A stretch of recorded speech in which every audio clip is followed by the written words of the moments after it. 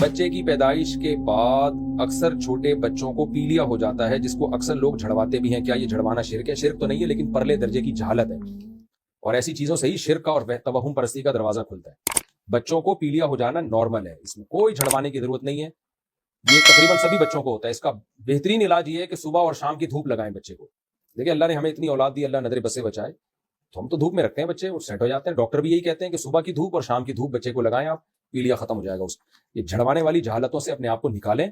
اور یہ جو کانسیپٹ بن چکا ہے نا، پیلیا جھاڑے بغیر جاتے ہی نہیں ہے، یہ بالکل فضول بات ہے. جتنے انگریزوں کو پیلیا ہوتا ہے جھڑے بغیر ہی جاتا ہے. سعودی عرب میں جتنے عربوں کو پیلیا ہوتا ہے جھڑے بغیر ہی جاتا ہے. یہ صرف انڈیا پاکستان میں ایک عذاب آیا ہوا ہے، اور جھڑوانے والوں کے دھندے چل رہے ہیں، اس سے ان کی دکانیں چل رہی ہیں. اور پھر افسوس کی بات ہوتی ہے، علماء بھی ایسے بے وقوفوں کو سپورٹ کر رہے ہوتے ہیں. کوئی گلے میں جوتوں کا ہاتھ ڈالا ہوا ہے، کوئی پتوں کے ہاتھ ڈالے ہوئے ہیں، اور پتے جیسے جیسے پیلے ہو رہے ہیں پیلیا نکل رہا ہے. بس ڈرامے بازی ہے. تو اس لیے ہمیں نا یہ ہمارے سامنے یہ دلائل نہ دیا کریں. تو ہمارے خاندان میں 2 بچوں کو پیلیا ہوا تھا، جا ہی نہیں رہا تھا، سب نے کہا جھڑواؤ جھڑواؤ.